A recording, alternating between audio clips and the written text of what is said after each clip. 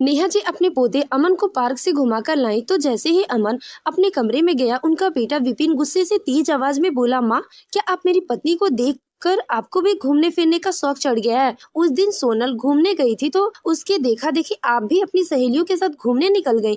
इस उम्र में आपको ये सब शोभा देता है क्या? दरअसल नेहा जी रोज की तरह शाम को अपने 5 वर्षीय पोते अमन को पार्क में घूमने के लिए लेकर पहुंची। उन्होंने अमन से कहा, जाओ बेटा तुम खेल लो, तब तक मैं थोड़ा टहल लेती हूँ। अमन अपने दोस्तों के साथ खेलने में लग गया। इसी बीच नेहा जी की नजर दीपा जी और सुनीता जी को ढूंढ रही थी। ये तीनों अब पक्की सहेलियां बन चुकी थी। सुनीता जी रोज अकेले ही सिर्फ टहलने के लिए आती थी, जबकि दीपा जी अपने पोते और पोती को घुमाने के बहाने टहल लिया करती थी। आज सुनीता जी तो आ गई थी, लेकिन दीपा जी का कहीं पता नहीं था। नेहा जी और सुनीता जी दोनों उनके लिए थोड़ा चिंतित हो रही थी। करीब 1 घंटे के इंतजार के बाद सुनीता जी ने दीपा जी को फोन मिलाया। उधर से दीपा जी ने खुशी से चहचहाते हुए बताया, मेरी बेटी को बेटा हुआ है, अगले हफ्ते मैं भी उसके ससुराल जाने वाली हूँ। ये सुनकर दोनों ने उन्हें ढेर सारी बधाई दी। तभी सुनीता जी हंसते हुए बोली, अरे भाई, ऐसी रूखी सूखी खुशखबरी से काम नहीं चलेगा, इस खुशी में तो हमें पार्टी चाहिए।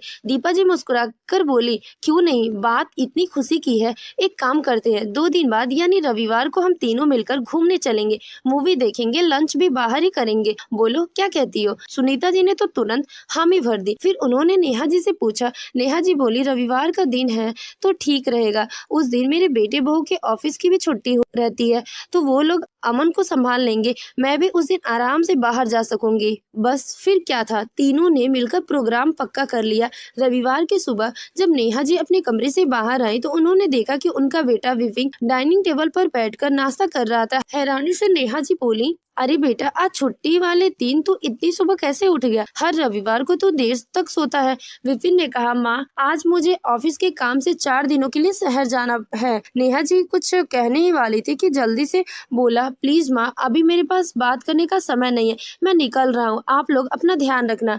इतना कहकर अपने आप बैग उठाया और घर से बाहर चला गया। नेहा जी अपनी चाय लेकर बालकनी में आकर बैठ गई। तभी उनकी बहू ने आवाज लगाई, माँ जी, आज संडे है तो अमन को जरा अच्छे से नहला दीजिएगा, नाश्ते के बाद मैं अपनी सहेलियों के साथ घूमने जा रही हूँ। ये सुनकर नेहा जी बोली, ठीक है बहू, लंच तक आ जाओगी ना? तो सोनल हंसते हुए बोली, हाँ हाँ, एक छुट्टी वाले दिन ही तो ढंग से खाने का समय मिलता है, आज आप मेरे लिए बिरयानी बनाकर रखिएगा, कुछ दिनों से बिरयानी खाने का मन कर रहा। नेहा जी बोली, ठीक है बहू, समय से आ जाना। थोड़ी देर बाद सोनल घर से निकल गई। इसी बीच नेहा जी के दिमाग से ये बात निकल गई कि आज उन्हें अपनी सहेली के साथ घूमने जाना है। तभी दीपा जी का फोन आया। वो बोली, तू समय से तैयार हो जाना, मैं तुझे लेने तेरे घर आ जाऊंगी।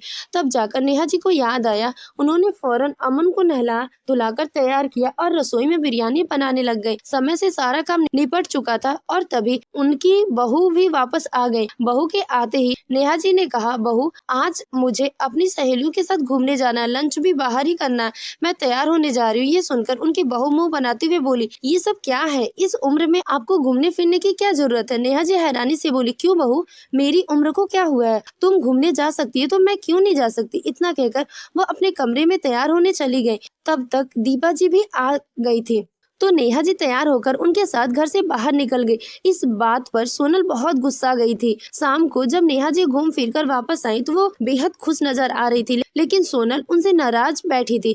वो मुंह फुलाकर चुपचाप बैठी थी। नेहा जी ने उससे बातचीत करने की कोशिश की तो वो बिना कुछ कहे वहाँ से उठकर चली गई। बहू के इस रूखे व्यवहार ने नेहा जी का मन बहुत दुखी कर दिया। वो सोचने लगी, मैं जब से यहाँ रहने आई हूँ तब से बच्चों का सारा काम हंसते हंसते किया है, लेकिन आज जब मैं अपने लिए थोड़ा सा सोच लिया तो बहू को इतना बुरा क्यों लग गया?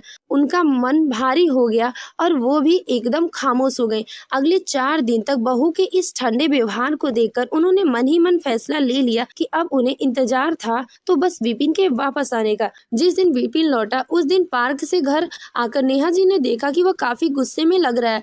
अमन जैसे ही अपने कमरे में गया, विपिन ने तेज आवाज से कहा, माँ, मेरी पत्नी को देखकर आपको भी घूमने फिरने का शौक चढ़ आया है क्या? उस दिन सोनल घूमने गई तो आप उसका देखा देखी, आप भी अपनी सहेलियों के साथ घूमने निकल गए। इस उम्र में आपको ये सब शोभा देता है क्या? माँ, बुढ़ापे में क्या नया नाटक शुरू किया है तुमने? मैं तुम्हें यहाँ सिर्फ घर का काम करने और बच्चा संभालने के लिए लेकर आया था। ये सुनकर नेहा जी बहू की ओर देखते हुए जवाब दिया, वाह बहू, तुमने तो विपिन के आते ही मेरी शिकायत कर दी। चलो बढ़िया ही है। सोनल ने उसे जलती हुई आंखों से घूरा। तब नेहा जी ने अब विपिन की तरफ देखते हुए कहा, अच्छा हुआ बेटा जो तुम्हारी सारी सच्चाई अपने मुंह से कह दी। वैसे तो मुझे पहले ही अंदाजा हो गया था कि तुम मुझे यहाँ सिर्फ अपना काम निकलवाने के लिए लेकर आए हो, लेकिन आज गुस्से में तुम्हारे मुंह से सच बाहर आ गया। देखो बेटा, सारी जिंदगी मैं घर गृहस्थी की चक्की में फंसी रही थी। तुम्हारी और तुम्हारे दोनों बहनों की परवरिश करने में मैं खुद जीना ही भूल गई थी। रिटायरमेंट के बाद मैंने सोचा था कि अब अपनी जिंदगी अपने हिसाब से जीऊंगी, लेकिन तभी तुम्हारा बुलावा आ गया।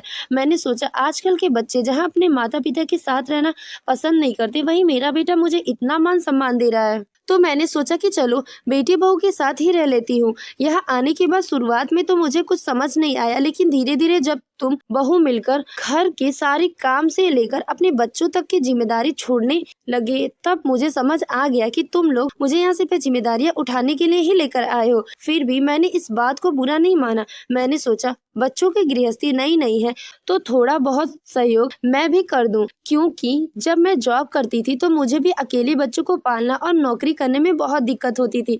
मैं नहीं चाहती थी कि जिस तरह मुझे परेशानी हो उसी तरह तुम लोग को भी दिक्कत हो। मैं तुम लोगों की सुविधाओं के लिए सारे काम बड़े मन से कर रही थी, लेकिन बस एक दिन मैंने अपनी सहेली के साथ मूवी देखने क्या चली गई, बहुरानी तो पूरा घर सिर पर उठा ली।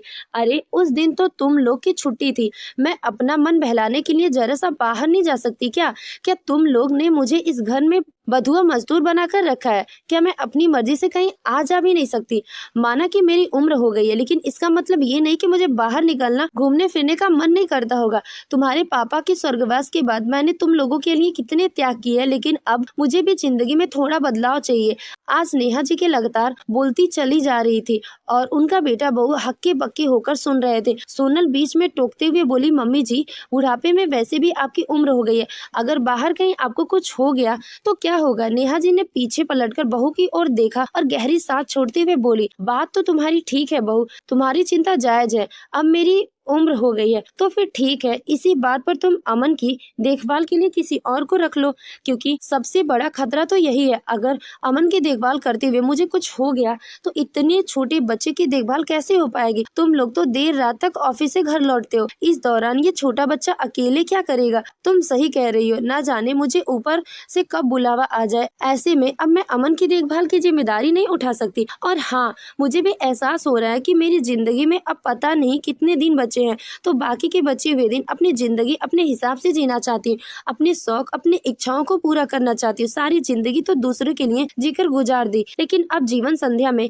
मैं खुद के लिए जीना चाहती हूँ। तो तुम लोग अपने घर गृहस्थी जिम्मेदारी कैसे संभालनी वो खुद देख लो। मैं जितना हो सकता है सहयोग देती रहूंगी, लेकिन अब घर और बच्चों की जिम्मेदारी मैं अकेले संभालने में से साफ इंकार करती हूँ। तुम लोग चाहो तो यहाँ आकर तुम्हारी थोड़ी बहुत मदद कर सकती हूँ, और अगर तुम्हें मेरा रहना बोझ लगे तो मैं यहाँ से चली जाऊंगी, मुझे कोई दिक्कत नहीं होगा। लेकिन अब मैं इतना सारा काम अकेले संभाल नहीं पाऊंगी। भले ही तुम लोग मुझे स्वार्थी समझो, लेकिन अब मुझे खुद के लिए भी थोड़ा जीना है। शायद आज तुम्हें मेरी बात समझ ना आए, पर हो सकता है कि जीवन की संध्या में तुम लोग समझ पाओगे कि इस समय में मेरी मन स्थिति कैसी है। इतना कहकर वो चुपचाप अपने कमरे में चली गई। विपिन और सोनल का चेहरा उतर गया।